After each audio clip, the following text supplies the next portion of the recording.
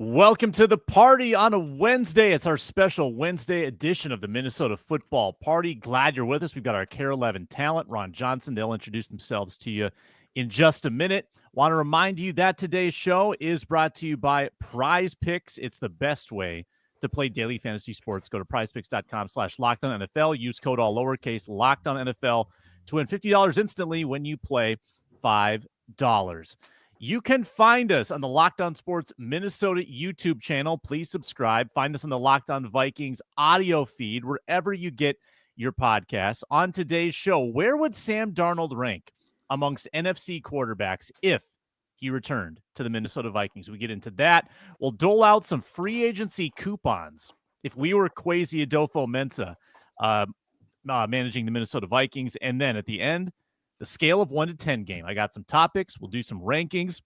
Going to be a game-centric show on today's special Wednesday edition. But let's meet everybody. Let's go around and meet our panel today on this Wednesday football party. I'm Julia Daniels. I'm a sports reporter at Care 11. And does anyone else feel like they're in purgatory when there's like that week before the Super Bowl? That's kind of how I'm feeling right now. And I'm Ron Johnson, former Gophers and NFL wide receiver. No, I actually enjoy this week off because I get to do stuff with my kids and watch a little Pro Bowl stuff. But for me, I feel like there has to be something going on with these NFL quarterbacks. And why is the money getting so weird now? I'm Reggie Wilson, sports director at Care 11. Two things. The running back is back. And also, am I the only one excited for the Super Bowl? Yes, you are. I'm Sam Ekstrom, and yes, I think you are. Before the show is done, we will rank how much we hate this matchup on a scale of 1 to 10. But let's start with this. Let's start with the quarterback. And as Ron alluded to, money gets weird with quarterback. Sam Darnold's going to be worth a lot of money. I saw at ESPN yesterday, they were projecting anywhere from 3 years, $90 million to 4 years, $160, like still pretty massive sums for Sam Darnold, the guy that melted down in the playoff game. But let's entertain the scenario where Sam Darnold does come back under whatever number it might be, whether it's 10 million or 80 million. Sam Darnold is back for the Minnesota Vikings. If you look at the landscape of the NFC, where would Sam Darnold rank among NFC quarterbacks? I sent you all the list. The only team that didn't get a quarterback listed was the Giants. I don't think the Giants have one. Otherwise, everyone's there. So there's 14 other names. I'll give them to you fast. Jalen Hurts, Jaden Daniels, Dak Prescott, Matt Stafford, Geno Smith, Kyler Murray, Brock Purdy, Jared Goff, Jordan Love, Caleb Williams, Baker Mayfield, Michael Penix, Bryce Young, and Derek Carr. Let's give Julia the first word. Give me either an exact number or a range of where Sam Darnold fits in this NFC quarterback picture. Man, it's like looking at the list. I hate looking at the list this way. I'm like, here. You've got Dak number 1, obviously. No, I don't. I don't have Dak number 1. Absolutely not. Anybody who knows me knows we're not happy with the situation in Dallas right now. So no, Dak is actually not number 1. I'm going to go number 1 on the list. I'm going to go Jared Goff number 1 on the list, I think. Goff? Yeah. Yeah. But I would give Darnold back middle of the pack, just how the season ended. Mm-hmm. I'm looking at this like it's hard. I think it's hard. You've got a lot of medium quarterbacks in there. Yeah. But I think I'm going to give him back middle. I think I'm hoping that Jaden Daniels doesn't have a sophomore season like CJ Stroud. So I would give him a little higher on the list. But yeah, I'm gonna have to go back middle. I'm trying to think who would be last on the list. That's the thing. Yeah. I mean, even Bryce Young kind of redeemed himself at the end of the year. Let's do it this way. Who's definitely better? Definitely better, without question. Probably Jalen Hurts. Yeah. Yes. Jaden And Daniels. I think Dak is better. Matt Stafford is better. And for a while there, it was Goff and Darnold were neck and neck, and then I think by the end, I think people went with Goff. But there was definitely there was a point in time where you probably could have put him top 5 without any guilt whatsoever. And Ron, and the Ron, last 2 games changed. Yeah, it changed everything. And Ron, I think that we have this debate all the time on the Ron Johnson show about quarterback rankings, right?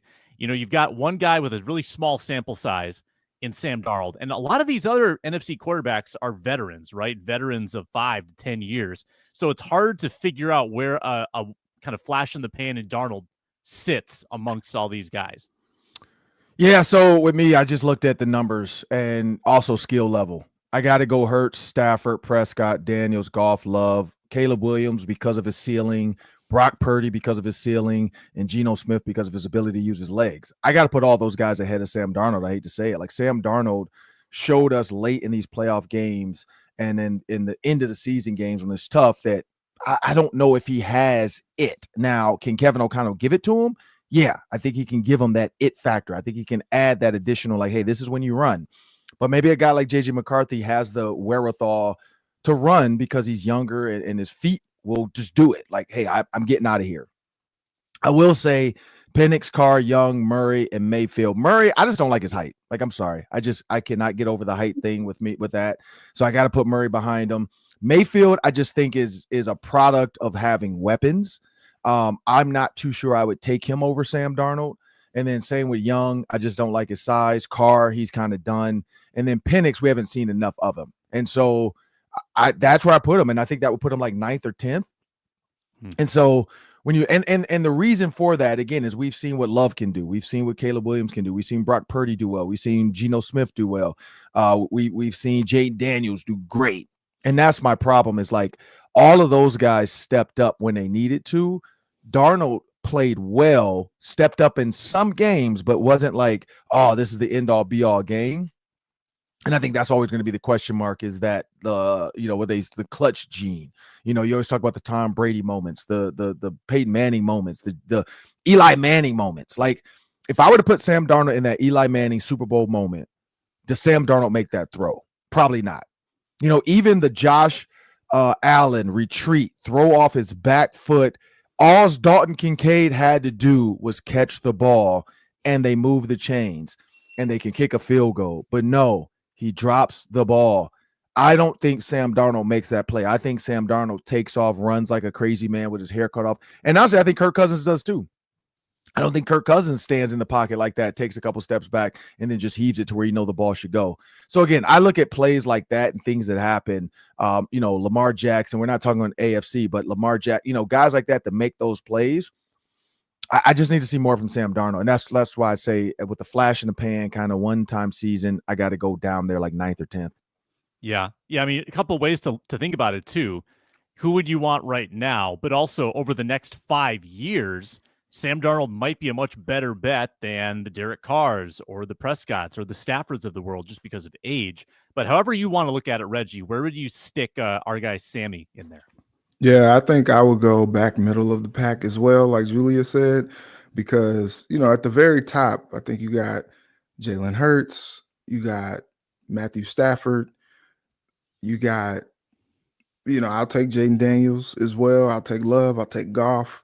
But when you kind of look at some of this, I guess Purdy too, you could probably put him in the mix with Geno, with Williams, with Penix, Young, Carr.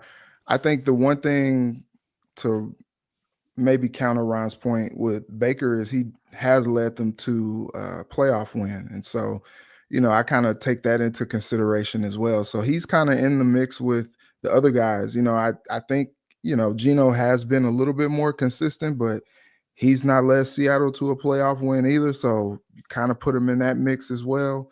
But I think this was like the first season of him being actually good, Pro Bowl level quarterback. You would like to think that he could build off of this and continue to grow in his game and continue to grow in confidence and maybe, you'll see him be a little bit more clutch than those last two games. That my brain still can't really compute how bad those performances were, because it was just like this. He just turned into a different guy. And it wasn't like, he didn't get pressure during the season. Like he got pressure and he was able to maneuver it and still deliver, accurately and on time and all that. He talked about his eyes and his feet discipline all year. And for some reason, it just didn't. I don't know. I still don't understand what I saw in the Detroit and the Rams games. Like, he needed just like a couple plays where he was just like settled down and was able to deliver the ball like, on time and just kind of see it. And it just never happened. Like, I saw like his adulation when he threw the touchdown to TJ Hawkinson, but it was like too little too late at that point.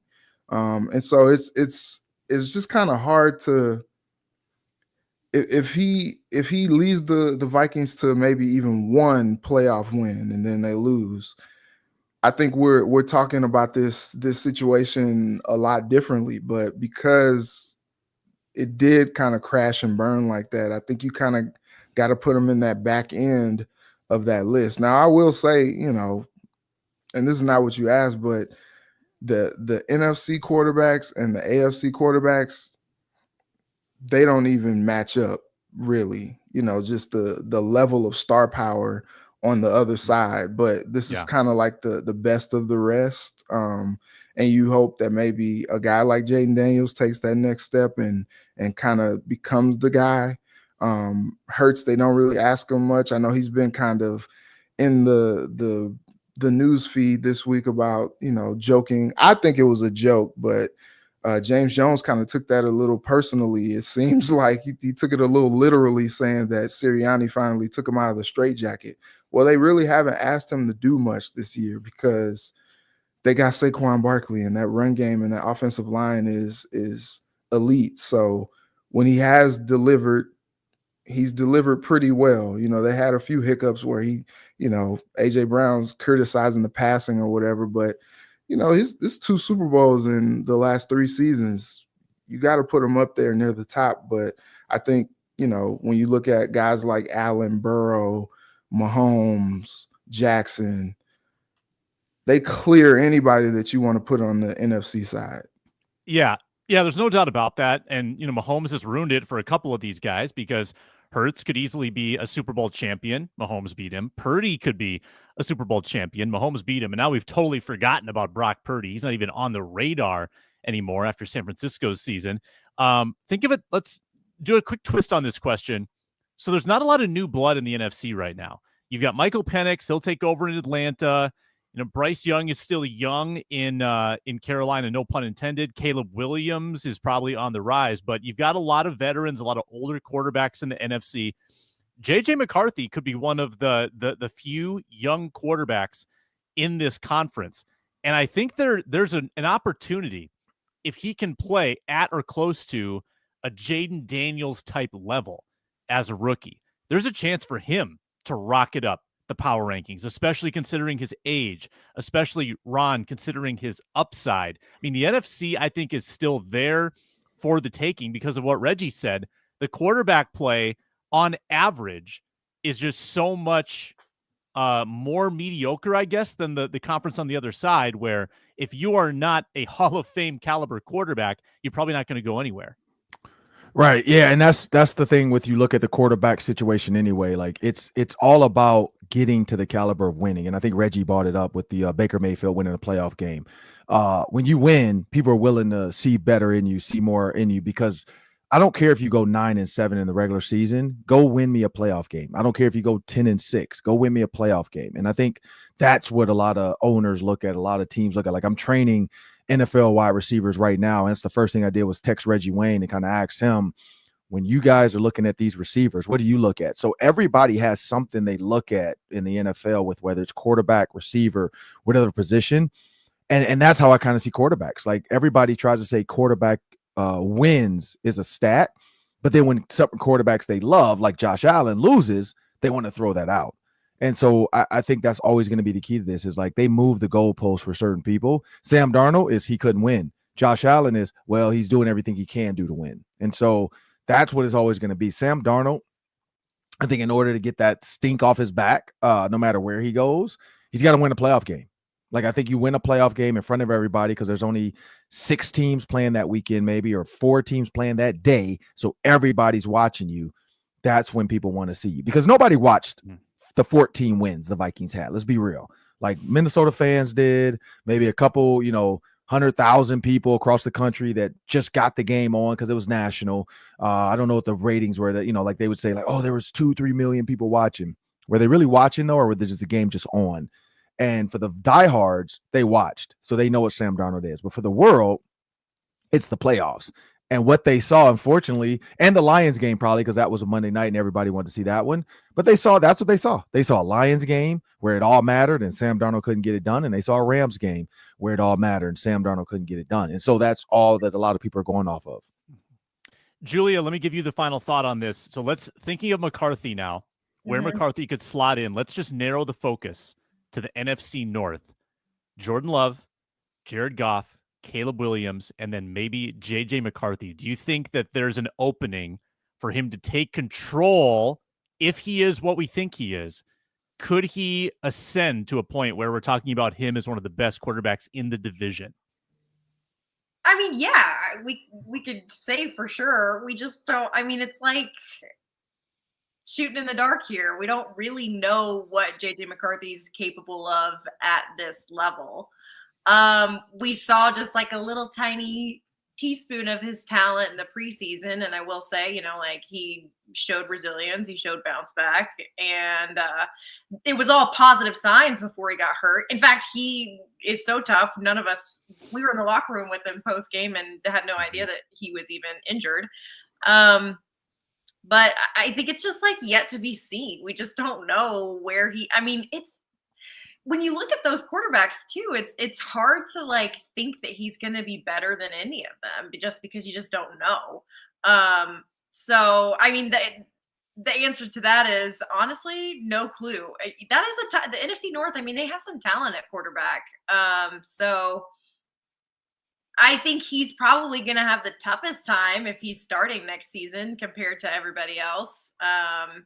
Who knows what Caleb Williams is going to look like with a new coaching staff. So that's kind of up in the air. We've seen what Jordan Love and Jared Goff are capable of. So it's going to be tough for J.J. McCarthy to stand out and look better than the other quarterbacks in the NFC North. That's not to say he's not capable of it, but at this point, we just literally have no idea. Yeah. And I still don't think of the NFC North like I do with the AFC West, where there's one quarterback that you just can't possibly beat out. I think it's a competitive division. I also don't think that J.J. McCarthy has to be second fiddle to Jared Goff or second fiddle to Jordan Love. Like I think that there's enough parity there where he could emerge and really make a statement next year. We're going to switch the conversation to some free agency. I'm going to give free agency coupons to the group, and they get to spend them however they want. That's coming up next on the Minnesota Football Party. We're brought to you today by Prize Picks. The big game's almost here, and there's no better way to make it exciting than with Prize Picks, the best place for daily fantasy sports, over 10 million members, and billions in winnings awarded. They make it fun and simple to get in the action. Just put together an entry of more or less on 2+ player projections. If you're right, you could win up to 1,000 times your cash.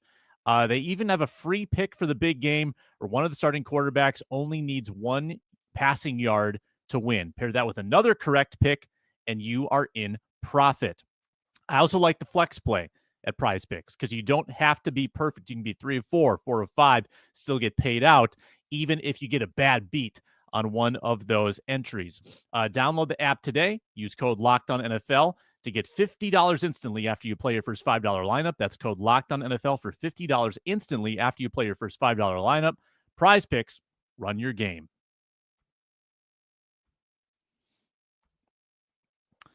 All right, rolling on, Minnesota Football Party. Also, check out Robert Griffith on the Ron Johnson Show yesterday. That's posted. He had some awesome stuff to say about Harrison Smith and what considerations he should be making as he mulls retirement. Check that out again. Locked On Sports Minnesota with Locked On Sports Minnesota podcast feed. Reggie Wilson, start with you. Here's the game.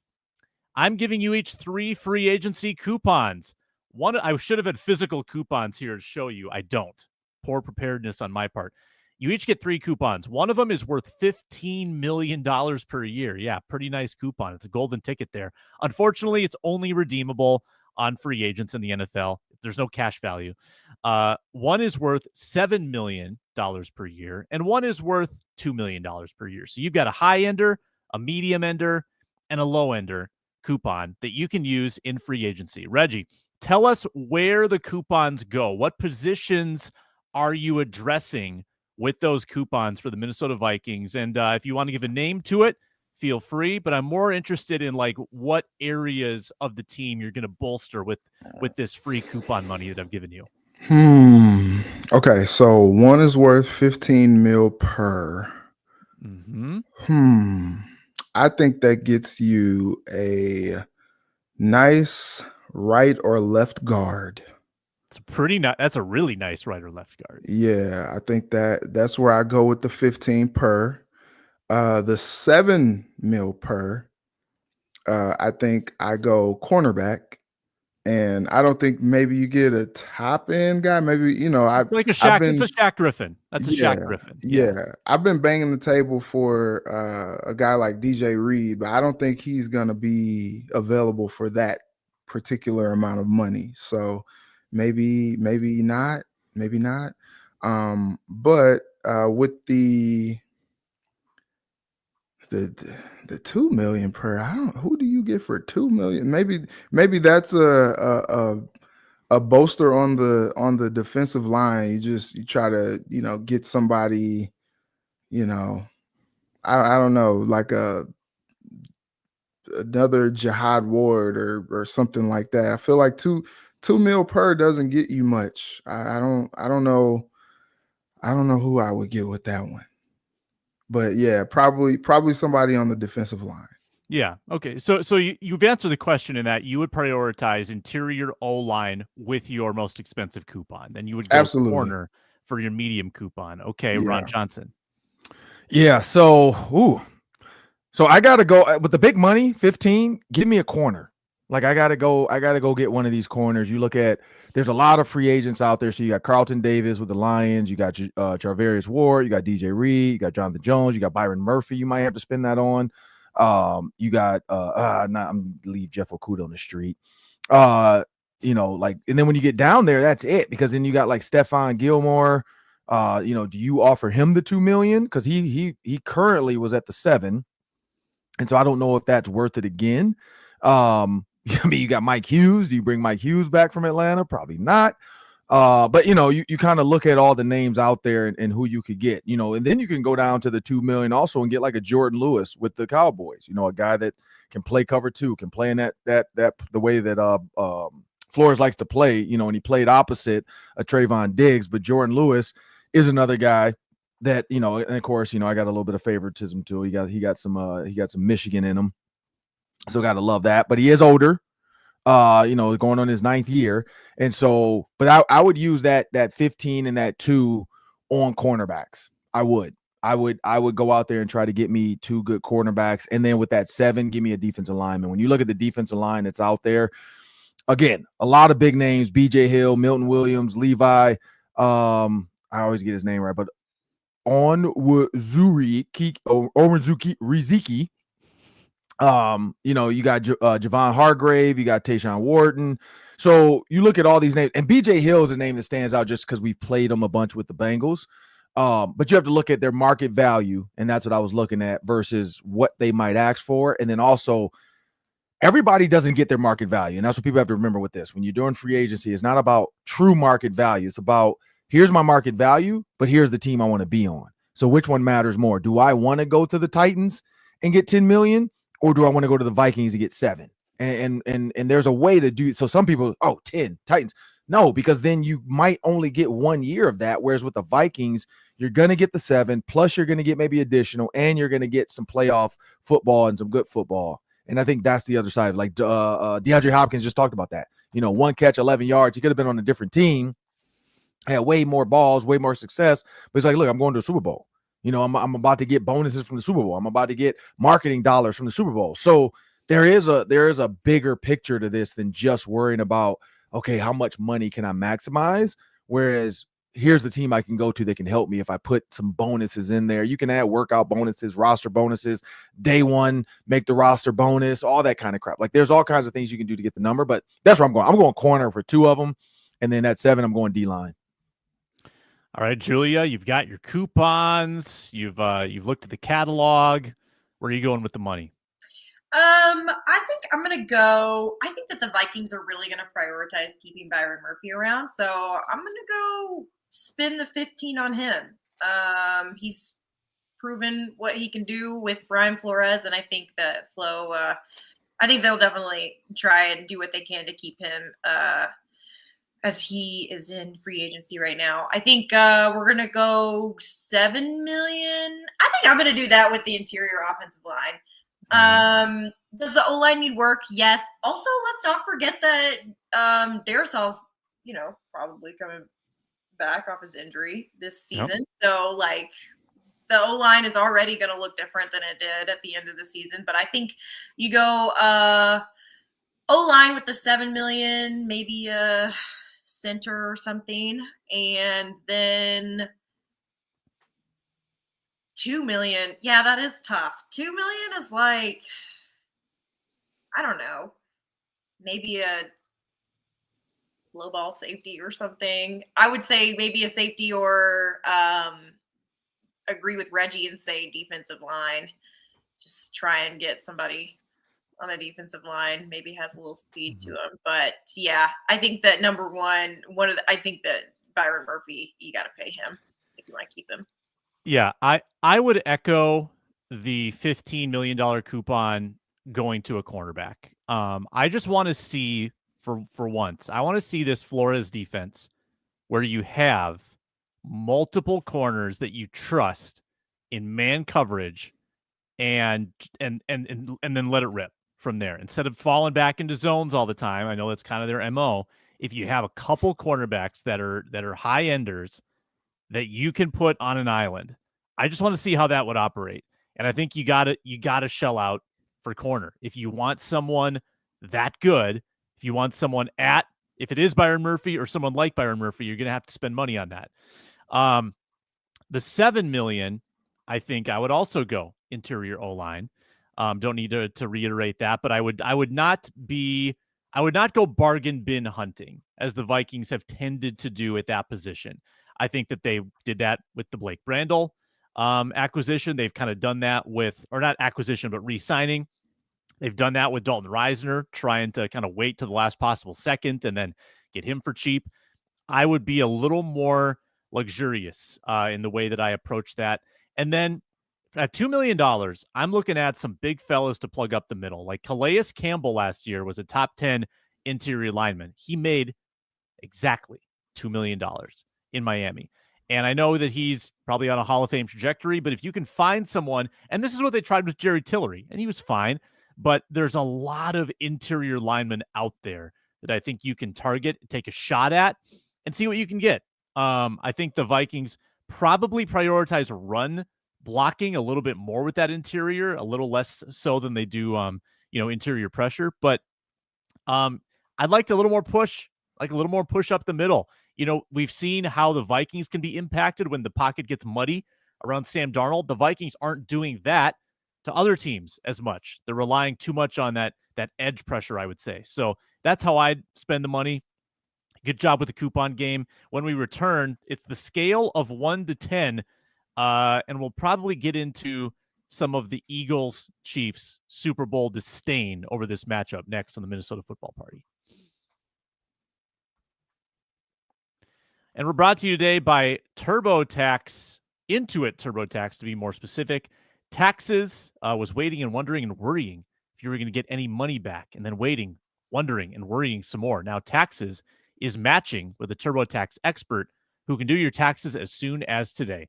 An expert who gives your taxes their undivided attention as they work on your return while you get real-time updates on their progress so you can focus on your day. An expert who will find you every deduction possible and file every form, every investment, everything with 100% accuracy. All so you can get the most money back guaranteed. No waiting, no wondering, no worries. Now this is taxes. Get an expert now on TurboTax.com. Only available with TurboTax Live full service, real-time updates only in iOS mobile app. See guarantee details at TurboTax.com/guarantees.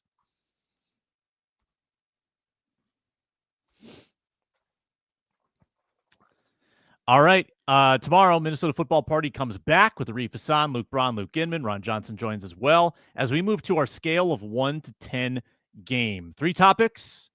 Give your ranking and be specific. Let's start with Julia. How much do you care about the Pro Bowl games that has like 7 Vikings in it? I'll be honest. I don't know what the itinerary is anymore for the Pro Bowl. I don't know if there's flag football that you can bet on at FanDuel, which is crazy to me. I don't know what they even do. Julia, are you how much do you care about the Pro Bowl? Hello? Oh, muted. We got some muting going on. Wait, what'd you say, Sam? You cut out there for a second. You were muted. And I cut out, so we got a lot of nonsense going on. How much do you care about the Pro Bowl, Julia?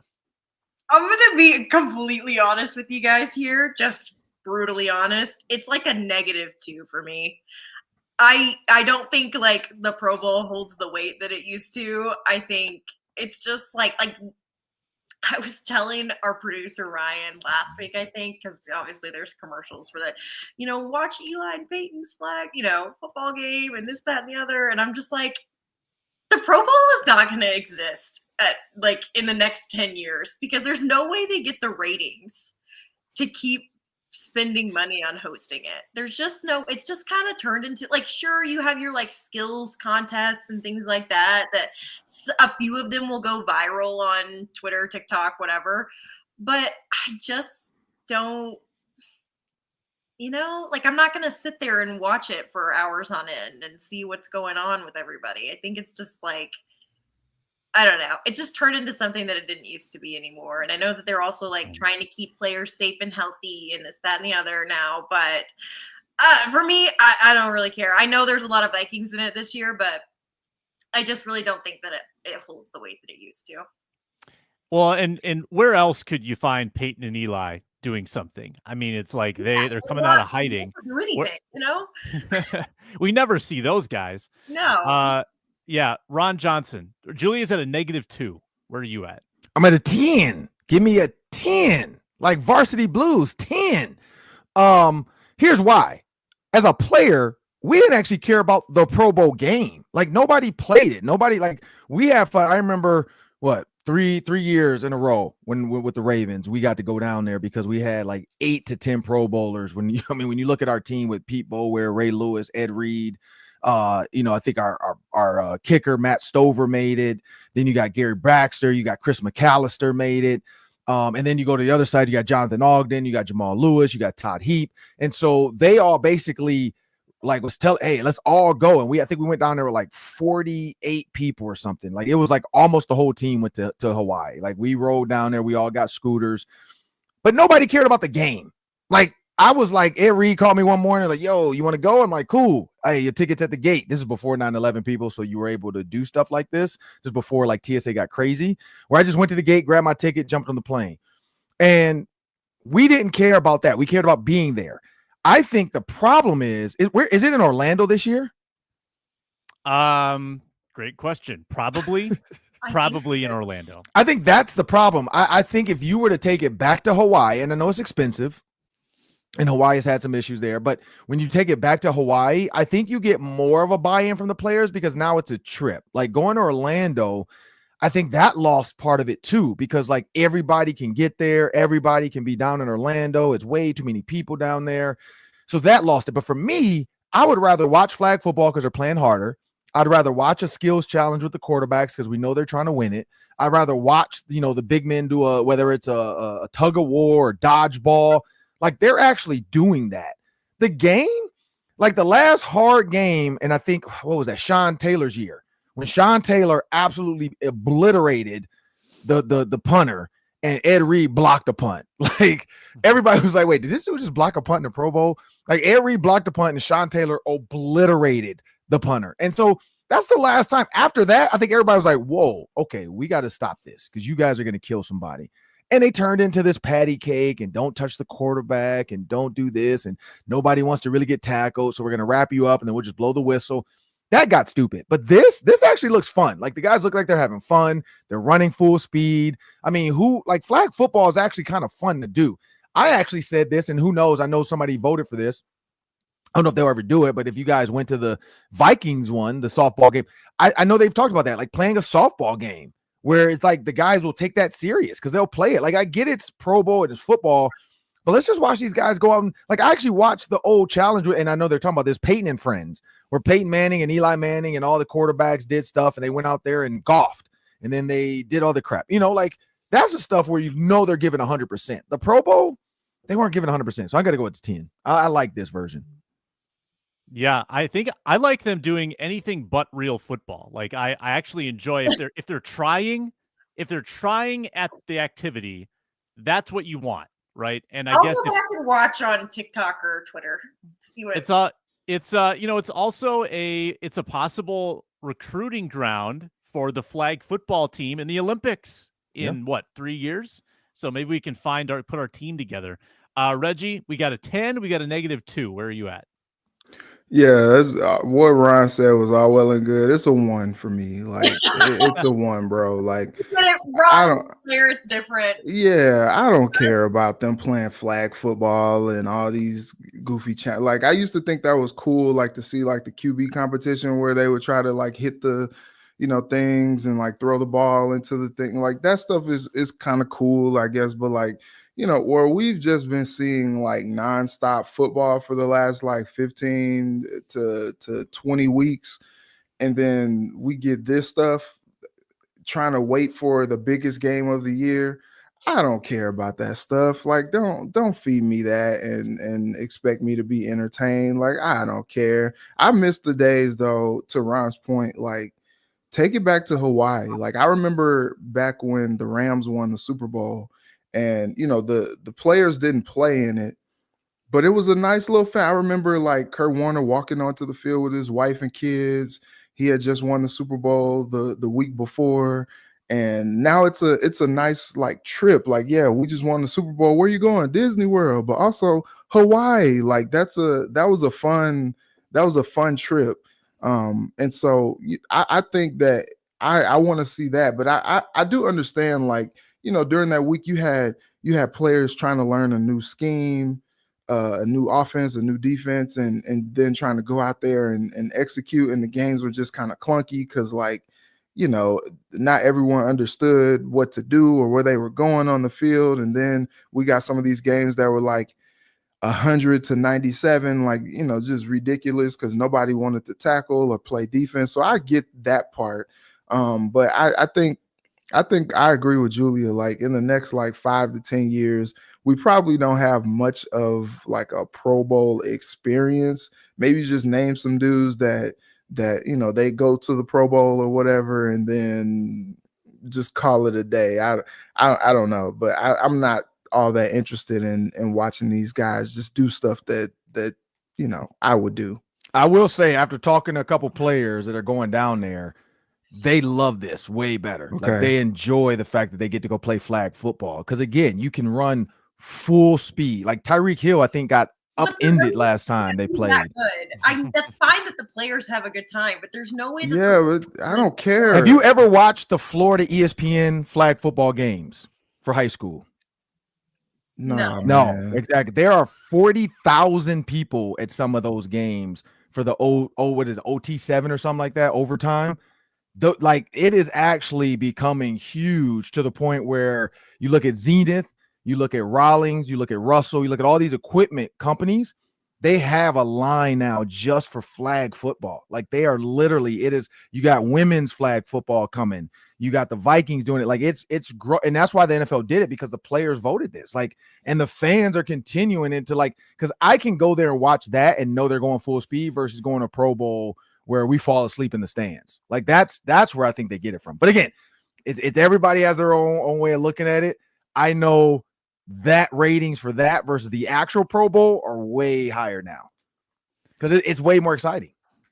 I would like to put the players in unnatural spots. So let's have like a field goal competition with defensive tackles. Yeah.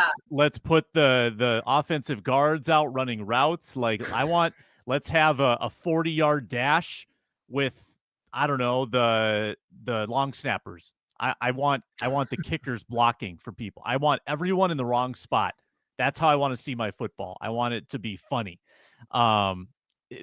Good spirited conversation though. We don't need no offensive lineman pulling a hamstring, but I think they can carry the ball. I think somebody said that was the new rule now. Like they're going to try to get some other guys in there that want to do it.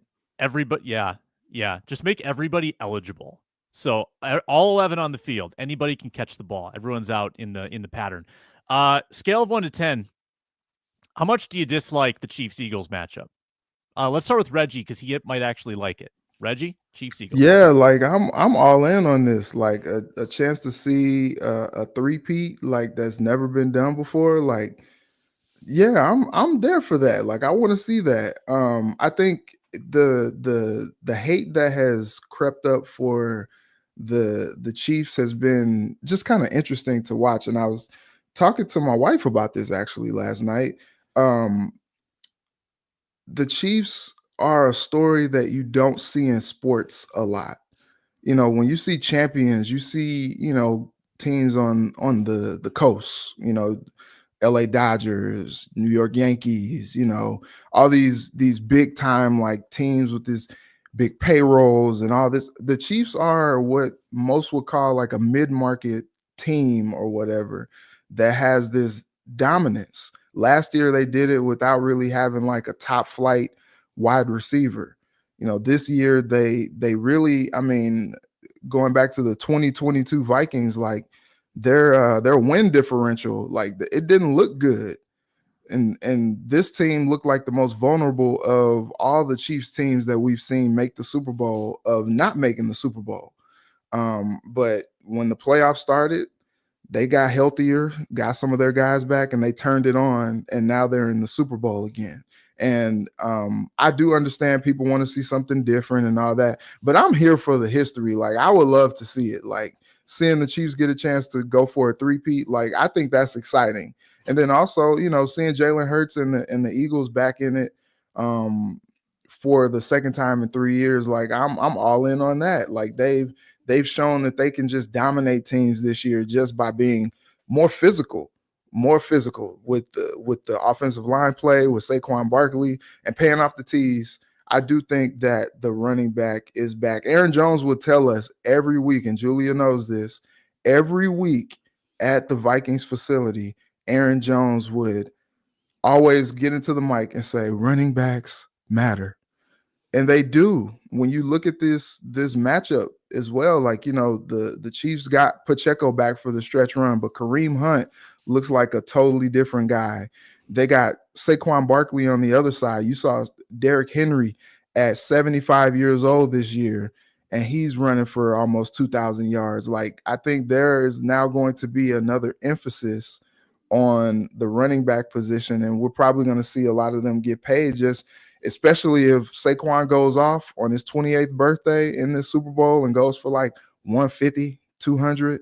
I think that will be something that really kind of gets teams to thinking like, oh man, we got to get the run game together. It was a focus for Kevin O'Connell to improve the run game because last season the run game was awful. And then he goes and gets Aaron Jones, and now all of a sudden the offense just looks that much better. And so I'm excited for this. There are a lot of implications here, history on the line. Sign me up. I can't wait. What's the number? We need a number, 1 to 10. 10 being you dislike it a lot. So what was give me I'm at a 1. I'm at a 0 because I'm all in. Julia, I kind of think that, to Reggie's point, I don't mind Taylor Swift at all. I think for the nation, I think the Chiefs have become kind of an eye roll team because of how pop culture has intersected with them. So you can't escape them in the algorithm now. That's not their fault, though. That's my theory on why they become a little more villainous is because of the eye roll factor. I think that's hurt their reputation because there's not a lot else to dislike about what they're doing. But what's your number, Julia? Well, it's hard for me because, it's a little hypocritical as somebody that went to Alabama to be like, I'm just so tired of the same team winning all the time, Like, yeah. I can't really make that argument. I think I am a Swiftie, right? I am a self-proclaimed Swiftie. But I think that, like, the whole idea of, like, the Taylor Swift storyline, like, it is a little bit played out, but at the same time, it's Taylor Swift. Like, what are you going to do? Like that, it's one of the most influential people living on planet Earth right now, who attends the Chiefs games. So like Reggie said, it's not their fault in that sense. I will say the dislike, on the internet for these two teams has really made for some great content. Like I saw something the other day and it was like Super Bowl 69. It's the irritating force versus the unlikable object in a matchup that nobody asked for. And I just think like the content for it is so good. I will say, obviously big Jalen Hurts fan. But as a born and raised Cowboys fan, I absolutely despise the Eagles, but I do respect what they have done this season, and especially what Saquon Barkley has done. I think he's one of the most entertaining and fun players in the entire league to watch just because of his abilities and his talent and his work ethic. So I will say I'm with Reggie where I'm just like, I think it's going to be a very entertaining game to see how it plays out. In terms of my dislike for it, I'm going to go a 5 out of 10, maybe a 6 out of 10, just because like anybody that is a sports fan and isn't a fan of these teams is tired of the Chiefs winning, whatever. I do think it would be cool for there to be history made. And I hate the Eagles. So it's just kind of like am I going to watch? Of course. Do I think it's going to be a good matchup? Yes. Do I like the teams? No. So I'm going to go 6 out of 10. Ron, I've been thinking about your question on the Ron Johnson show with what is Jason Kelce going to do from a fan standpoint. I want him next to Taylor in the booth, and I want Kelce decked out in green in Taylor's face. Taylor Swift is a born and raised Eagles fan because she's from Pennsylvania.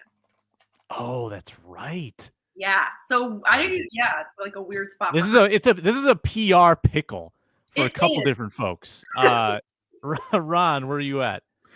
So I got to go with I'm an 8-9. Here's the thing. Like I like what Doug Williams said. When you see two black quarterbacks proving the world wrong over and over again, because I grew up in an era where black quarterbacks got told they had to be a receiver, or they got told, look at Antoine Randall, one of the best Big Ten receivers, quarterbacks we had ever seen, and he got moved to a receiver because you just can't get it done. If you fast forward it, I think Randall probably does get a chance to play. Cordell Stewart, really good quarterback. They had to, hey, you need to play receiver too. We don't know if you're just a quarterback. Did he play quarterback? Well, yeah. Did he win games in Colorado? Yeah. So to watch all these guys make these comments, that's why I've gotten less worried about, like, you know what, it's the Chiefs winning.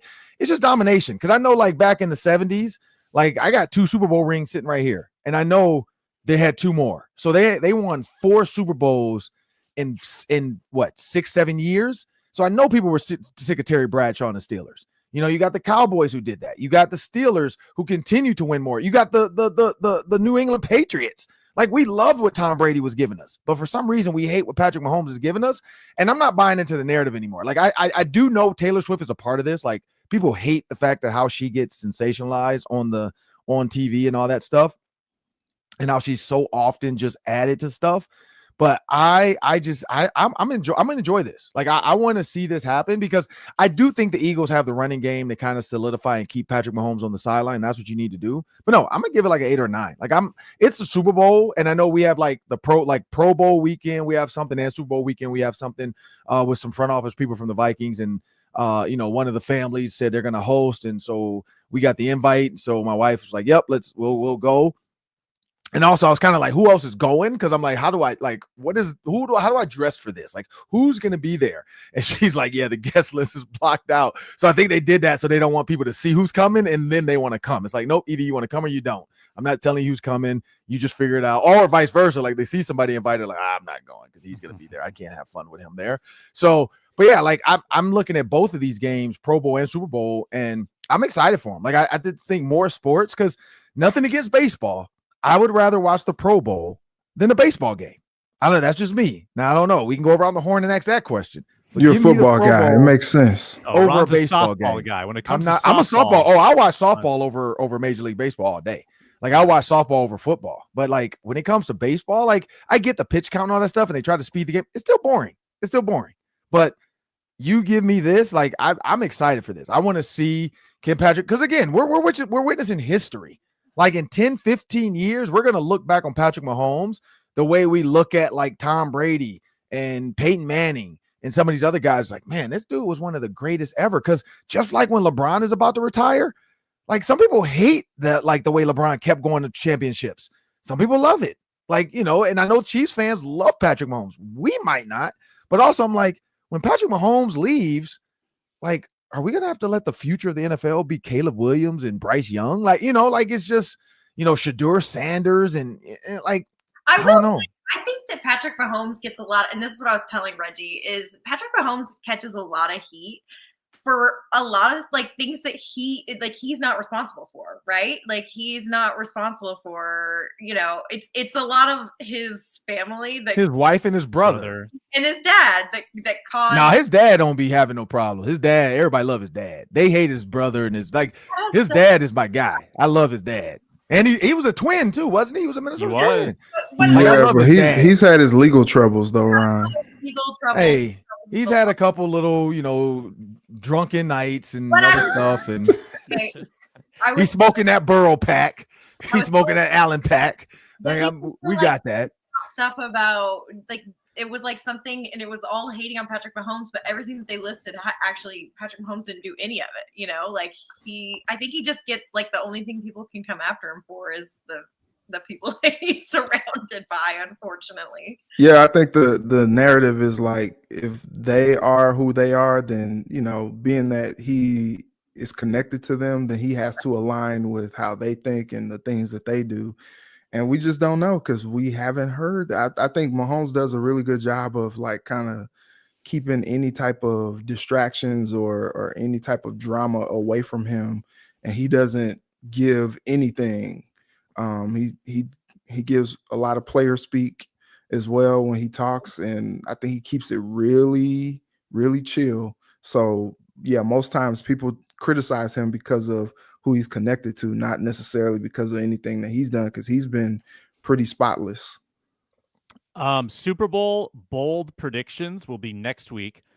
We're also going to kick this final topic down the road because I think it deserves more than a hurried answer at the end. This is called the horizontal tease in the business. Next week, we will talk about Harrison Smith's return and what the Vikings should want, what Harrison Smith should want out of it, what it would cost, what happens if he leaves. We'll unpack all of it next week on our Wednesday Minnesota football party. Julia Daniels and Reggie Wilson are on Care 11. Can you give me 30 seconds on the new venture with Care 11 that you were telling me about? Yeah, so we're really excited about it. Julia and I will be hosting a show, Care 11 Sports Plus, that will be found exclusively on our Care 11 Plus streaming platform and also on YouTube after it airs. And so we're excited about it. We're going to be talking for 30 minutes, maybe even more, just about all the happenings, the big topics in Minnesota sports. And we'll, on some weeks, most weeks, probably bring a guest or two in to talk to us about certain things, maybe some beat writers, maybe some players, coaches. So we're excited about the new venture, and you can catch it weekly. We hope to have it every Wednesday for you. Beautiful. Also, check out Ron Johnson on The Ron Johnson Show, Tuesdays on Locked On Sports Minnesota. Find him on pretty much all of our programming here, Locked On Sports Minnesota. Thanks a lot for watching and listening. Find us on YouTube, Locked On Sports Minnesota. Find our audio in the Locked On Vikings podcast feed. and we will talk to you next time.